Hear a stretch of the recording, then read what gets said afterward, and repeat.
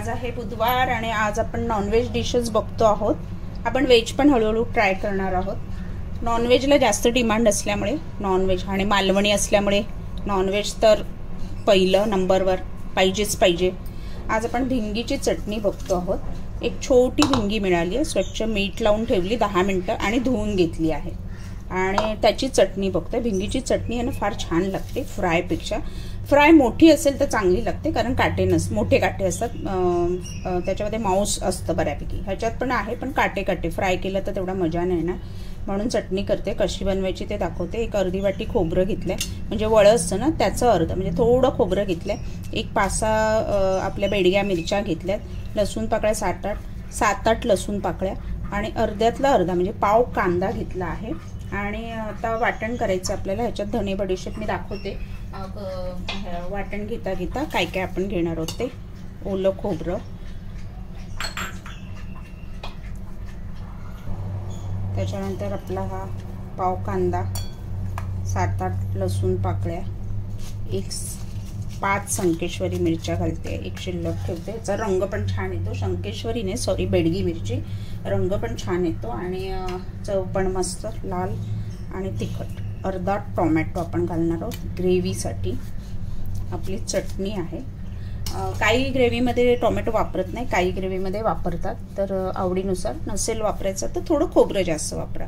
एक पाव चमचा हळद, त्याच्यानंतर आपण धणे आणि बडीशेप, साधारण अर्धा चमचा बडीशेप आहे, तेवढंच अर्धा चमचा आपण धणे घेणार आहोत.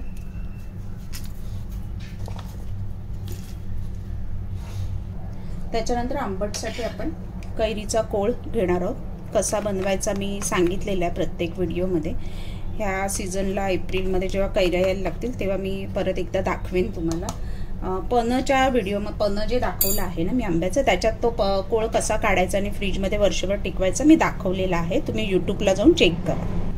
मिरच्या, धने, बडीशेप भिजत घालतात 2 तास आधी आणि मग वाटतात, कारण मऊ मग त्या वाटल्या जातात. पाट्यावर वाटायचं असेल ना तर भिजत घालून वाटलं की त्या छान कष्ट कमी पडतात. मिक्सरमध्ये तसं भिजत घालायची गरज नाही, छान मऊ मिक्सरमध्ये वाटलं जातं वाटण. आणि थोडंसं मीठ घालते. नंतर आपण रश्श्यामध्ये मीठ घालणार आहोत. सोरकूल म्हणजे मातीच्या भांड्यामध्ये आज आपण ही चटणी बनवणार आहोत. एकीकडे गॅसवर मी तापत ठेवलंय. चटणी वाटून झाली की मग तिकडे जाऊया, आपण वळूया. मस्त ऑरेंज रंग आलाय आणि आपली चटणी बघा वाटून झाली आहे. आता आपण गॅसकडे वळूया. सोरकूल जर तुम्ही म्हणजे मातीचं आपलं भांडं गॅसवर वापरत असाल त्याला थोडं पाणी सुट्टं पुसून घ्या. बारीक गॅसवरच बनवायचं असं, नाही तर तडकण्याचे फुटण्याचे चान्सेस असतात.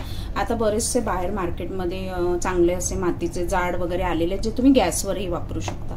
खूप तापलं की ते तडकण्याचे चान्सेस असतात. फोडणीसाठी कोकोनट ऑइल घेतलंय. तुम्ही घरगुती नॉर्मल कुठचं असेल घेतलं तरी चालेल. शेंगदाणा ऑइल, सनफ्लॉवर ऑइल. मालवण्यात कोकोनट ऑइल वापरतात आणि कोकोनट ऑइलमधलं फिशची चव एक अप्रतिम असते. त्याच्यानंतर जे कैरीचं मी हे घेतलंय, कोळ घेतलाय, त्याच्याऐवजी तुम्ही कढी शिजली की कोकमट, आमसूल टाकू शकता किंवा वाटणात 1 इंचाचा चिंचेचा गोळा टाका. फिश आहे ना नॉनव्हेज, आंबटपणा पाहिजेच, म्हणजे त्याचा जो हिंग उग्र एक स्मेल असतो ना तो आंबटपणा मारतो. म्हणून आंबटसाठी तुम्ही चिंच वापरा, कोकम वापरा. कैरीचा कोळ नसेल, कैरी हिरवी बाजारात मिळत असेल तर ती चिरून घाला. हे छान उकळ आली कढीला की मग तुम्ही कैरी घालू शकता. आता आपण वाटणात 1 चमचा घातलाय.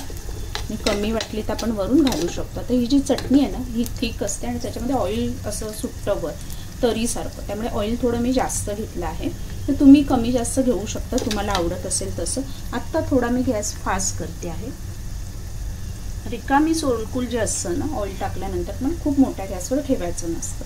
तर आता कांदा लाल झाला की आपण आपला रस्सा जे वाटण वाटलं ते टाकणार आहोत.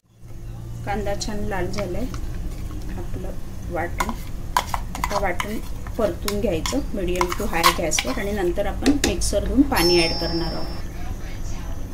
आता वाटण छान परतून घ्यायचं 1-2-3 मिनिटं मीडियम टू हाय गॅसवर आणि नंतर मिक्सर धुवून आपण त्याच्यामध्ये आपल्याला किती पाणी हवं ते ॲड करणार.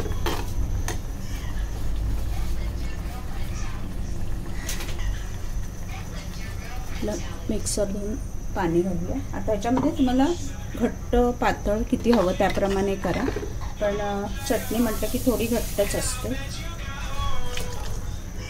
आणि आता छान याला मीडियम टू हाय गॅसवर उकळी आल्यानंतर आपण फिश सोडणार आहोत. आता याला छान उकळी येऊ दे. आपल्या चटणीला मस्त उकळी आली आहे. आता फिश सोडूया आपण.